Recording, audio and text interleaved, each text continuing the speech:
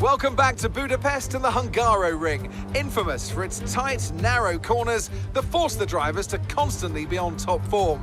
No doubt, we're in for a great race here today. Located 12 miles northeast of the Hungarian capital Budapest, the 14 corners of the Hungaroring are steeped in history and prestige. Overtaking's always been difficult on this technical 2.7-mile track, but the last few years in particular have turned up some exceptional races. So let's hope we're in for another one here today. Let's run you through the driver grid order for today's exciting race. Charles Leclerc lines up on pole position, and a very happy Carlos Sainz will start second. Moving on to the rest of the grid, we have Verstappen, Perez, George Russell and Hamilton, Fernando Alonso, Gasly, Bottas and Lando Norris, Mick Schumacher, Magnussen, Yuki Tsunoda and Joe, Vettel, Albon, Daniel Ricciardo and Lance Stroll. Latifi and Esteban Ocon lines up at the back of the grid. Which of these talented drivers will come out on top today? And a warm welcome, of course, to my co-commentator here today. It's Natalie Pinkham. Now, let's talk about Charles Leclerc. Well, it was a really impressive lap in qualifying to get pole position, but are they going to be able to hold on to the lead into the first corner with so many quick starters around them? I'm also looking forward to seeing the different strategies in play today. Those who are starting on the red mark soft tyre are going to have a little bit more grip early on, but they have to make it count before the degradation starts to set in. Yo guys, how's it going, and welcome back to another last to first challenge for the Hungarian Grand Prix, driving as Esteban Ocon in the Alpine. Of course, he won this race last year, so you know how this works by now. We start at the back of the grid and we try and work our way up as much as we can. The last episode wasn't the best. We obviously got the 5-second tyre penalty, which we were going to end up in 10th. Which put us down to P12, but nevertheless we're going to put that one behind us, as now we're driving in the Alpine.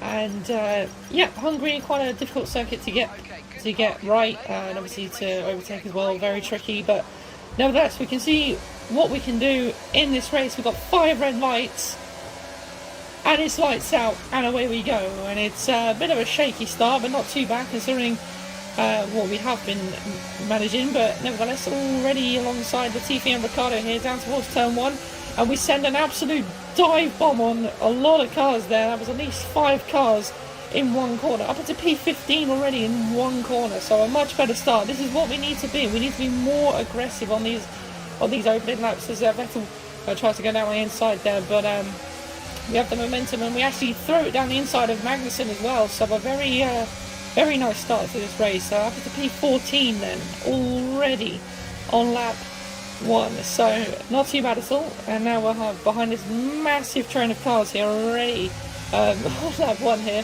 Behind Guan Yu Zhou, who goes for the move on Mick Schumacher into the chicane. And they're going side by side here now. I'm trying to find my way past as well. But Guan Yu Zhou turns to the inside. They're still going side by side. But nevertheless, a little bit audacious from the Chinese driver, it seems, as Mick still not giving this position up then, and he actually goes sort of ahead of Guan Yu Zhou, but once again he has the inside line for I think it's turn 13 now through turn 14, long left-hander, still going side by side, and through the final corner once again he's still going side by side, and Guan Yu Zhou here slightly ahead, but now it's the drag race down towards turn 1. I'm in the slipstream now of both of them, so I'm going to try and make a move here down towards turn 1. They're still going side by side, no one edging ahead, and I go down the inside, a little bit audacious, locked up a tiny bit, but we managed to get away with it, and Mick actually managed to be ahead there as well. So and there was another little gaggle of cars there up ahead, but as we now move on to lap 2, and as you can see, we're right behind Yuki Tsunoda, so we've got some really good pace here in this Alpine. I think I am actually running the default setup as well. I can't remember if I actually had a setup here. But we looked to the inside, but not quite able to make the move there. So we'll have to wait for another time, and that time will be on lap 3, as now DRS is enabled as well, as now we're heading towards turn 1 again, but unfortunately on that occasion I was just too far back.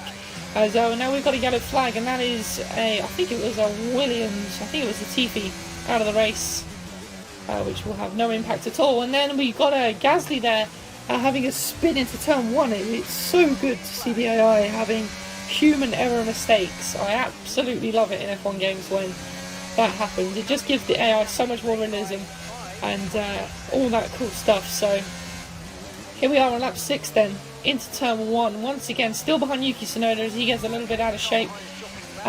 Coming out of turn 1 as heading in towards turn 2, trying to get the run, but unfortunately just too far back. The straight's not long enough, and we still have to settle in behind Yuki Tsunoda. But we're looking good at the moment here.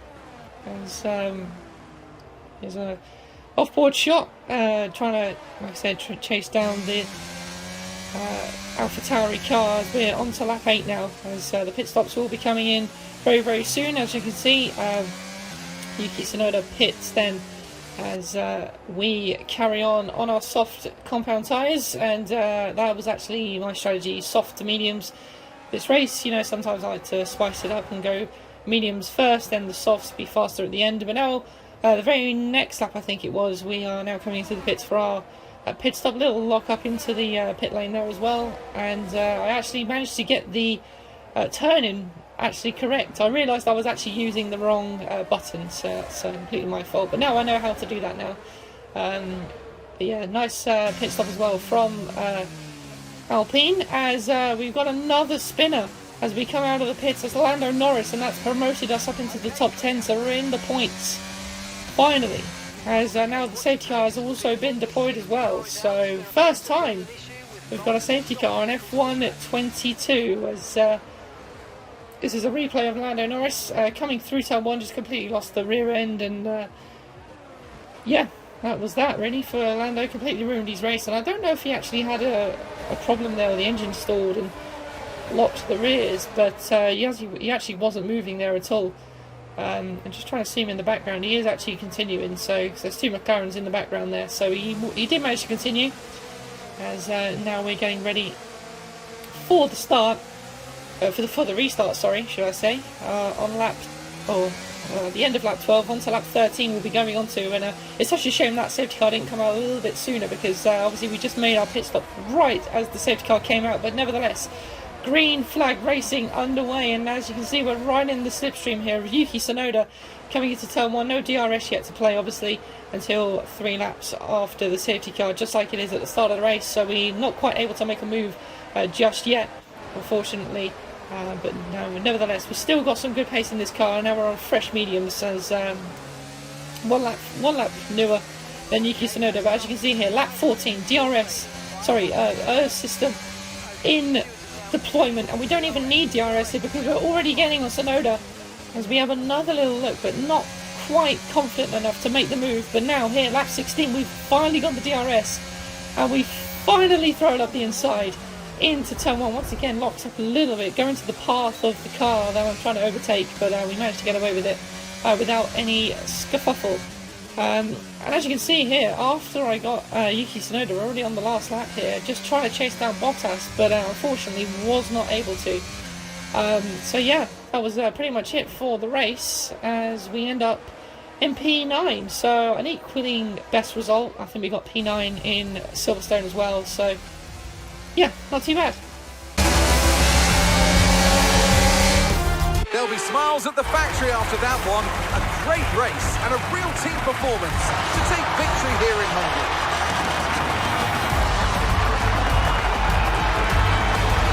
Natalie Pinkham, how do you think they were able to set themselves apart today?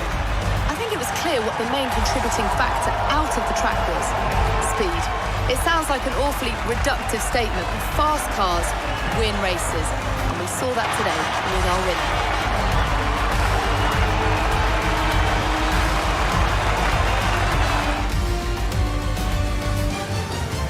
Looking at the podium, you can see that red suit familiar to fans across the globe. A world-class win for a world-class team. Ferrari do it again.